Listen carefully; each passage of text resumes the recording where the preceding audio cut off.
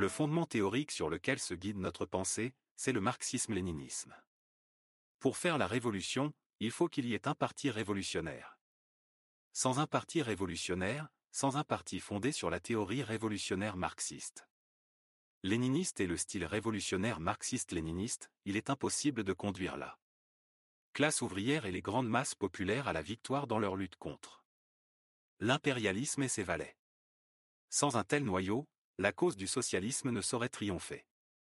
Un parti discipliné, armé de la théorie marxiste-léniniste, pratiquant l'autocritique est lié aux masses populaires, une armée dirigée par un tel parti, un front uni de toutes les classes révolutionnaires et de tous les groupements révolutionnaires placés sous la direction d'un tel parti, voilà les trois armes principales avec lesquelles nous avons vaincu l'ennemi. Il faut avoir confiance dans les masses, il faut avoir confiance dans le parti, ce sont là deux principes fondamentaux. Si nous avons le moindre doute à cet égard, nous serons incapables d'accomplir quoi que ce soit. Armé de la théorie marxiste-léniniste, le Parti communiste a apporté au peuple un nouveau style de travail dont les éléments essentiels sont l'union de la théorie et de la pratique, la liaison étroite avec les masses et l'autocritique. Un parti qui dirige un grand mouvement révolutionnaire ne saurait le mener à la victoire. Sans théorie révolutionnaire, sans connaissance de l'histoire, sans une compréhension profonde du mouvement dans sa réalité. La rectification est, comme nous le disions, un mouvement général pour l'éducation marxiste. C'est en effet l'étude, dans tout le parti, du marxisme au moyen de la critique et de l'autocritique. Nous approfondirons certainement notre connaissance du marxisme au cours de ce mouvement. Et c'est pour mieux assumer cette tâche et pour mieux travailler avec tous les hommes.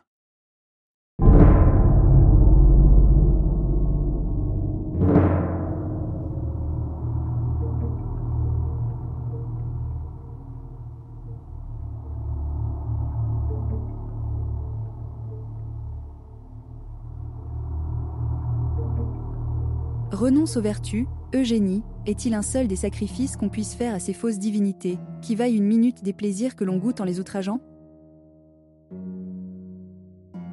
Va, la vertu n'est qu'une chimère dont le culte ne consiste qu'à des immolations perpétuelles, qu'à des révoltes sans nombre contre les inspirations du tempérament. De tels mouvements peuvent-ils être naturels ? La nature conseille-t-elle ce qui l'outrage ? Ne sois pas la dupe, Eugénie, de ces femmes que tu entends nommer vertueuses. Ce ne sont pas, si tu veux, les mêmes passions que nous qu'elles servent, mais elles en ont d'autres. Et souvent bien plus méprisables. C'est l'ambition, c'est l'orgueil, ce sont des intérêts particuliers. Souvent encore la froideur seule d'un tempérament qui ne leur conseille rien. Devons-nous quelque chose à de pareils êtres, je le demande ?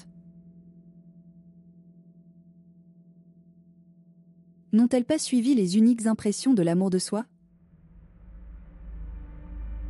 Est-il donc meilleur, plus sage, plus à propos de sacrifier à l'égoïsme qu'aux passions ?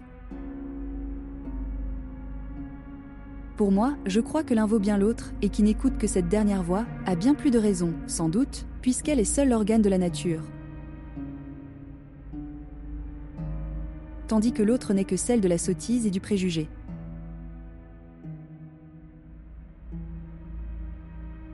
Une seule goutte de foutre éjaculée de ce membre, Eugénie, m'est plus précieuse que les actes les plus sublimes d'une vertu que je méprise. Que peut être cette vertu pour qui ne croit pas à la religion ? Et qui peut croire à la religion ?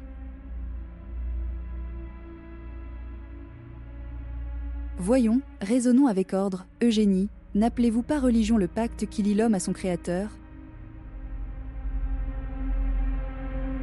Et qui l'engage à lui témoigner, par un culte, la reconnaissance qu'il a de l'existence reçue par ce sublime auteur.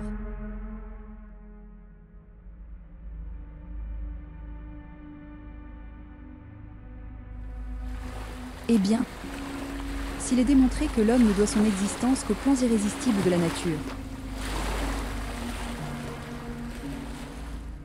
s'il est démontré que ce Dieu, que les sots regardent comme auteur et fabricateur unique de tout ce que nous voyons, n'est que le s'il est prouvé que l'existence de ce Dieu est impossible, et que la nature, toujours en action, toujours en mouvement, tient d'elle-même ce qu'il plaît au sot de lui donner gratuitement. S'il est certain qu'à supposer que cet être inerte existât, ce serait assurément le plus ridicule de tous les êtres, puisqu'il n'aurait servi qu'un seul jour, et que depuis des millions de siècles il serait dans une inaction méprisable, qu'à supposer qu'il existât, comme les religions nous le peignent, ce serait assurément le plus détestable des êtres, puisqu'il permettrait le mal sur la terre, tandis que sa toute-puissance pourrait l'empêcher. Si, dis-je, tout cela se trouvait prouvé, comme cela l'est incontestablement, croyez-vous alors, Eugénie, que la piété qui lirait Me dira-t-on à cela que Dieu et la nature sont la même chose, ne serait-ce pas une absurdité? La chose créée ne peut être égale à l'être créant. Est-il possible que la montre soit l'horloger? Eh bien, continuera-t-on, la nature n'est rien, c'est Dieu qui est tout. Autre bêtise. Il y a nécessairement deux choses dans l'univers, l'agent créateur et l'individu créé.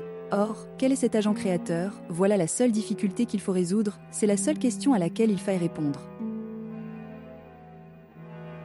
Si la matière agit, se meut, par des combinaisons qui nous sont inconnues, si le mouvement est inhérent à la matière, si elle seule enfin peut, en raison de son énergie, créer, produire, conserver, maintenir, balancer dans les plaines immenses de l'espace tous les globes dont la vue nous surprend et dont la marche uniforme, invariable nous remplit de respect et d'admiration, quel sera le besoin de chercher alors un agent étranger à tout cela, puisque cette faculté active se trouve essentiellement dans la nature elle-même qui n'est autre chose que la matière en action, votre chimère déifique éclaircira-t-elle quelque chose? Je défie qu'on puisse me le prouver. À supposer que je me trompe sur les facultés internes de la matière, je n'ai du moins devant moi qu'une difficulté. Celui qui se range du côté du peuple révolutionnaire est un révolutionnaire, tandis que celui qui se range du côté de l'impérialisme, du féodalisme et du capitalisme bureaucratique est un contre-révolutionnaire. Celui qui se range en parole seulement du côté du peuple révolutionnaire, mais agit tout autrement, est un révolutionnaire en parole. Celui-là est un parfait révolutionnaire qui se range non seulement en parole, mais en acte du côté du peuple révolutionnaire.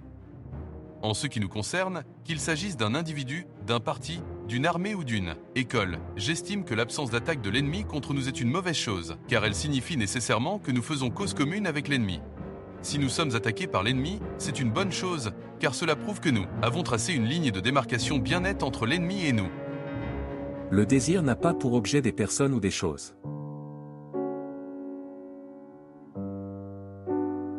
mais des milieux tout entiers qu'il parcourt, des vibrations et flux de toute nature qu'il épouse.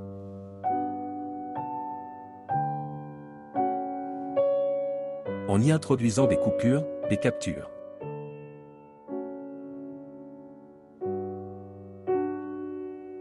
Désir toujours nomade dont le caractère est d'abord le gigantisme.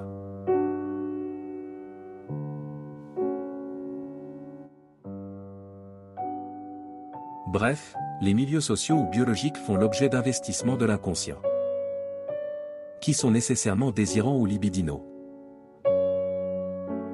par opposition aux investissements préconscients de besoins et d'intérêts. En vérité, la sexualité est partout, dans la manière dont un bureaucrate caresse ses dossiers, dont un juge rend la justice, dont un homme d'affaires fait couler l'argent.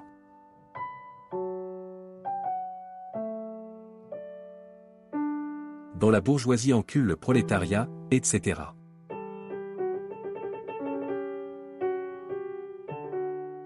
Et il n'y a point besoin de passer par des métaphores.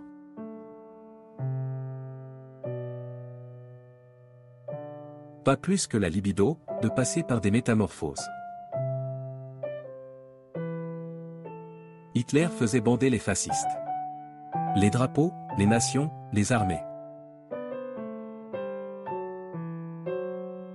Les banques font bander beaucoup de gens. Une machine révolutionnaire n'est rien, si elle n'acquiert pas au moins autant de puissance de coupure et de flux que ces machines coercitives.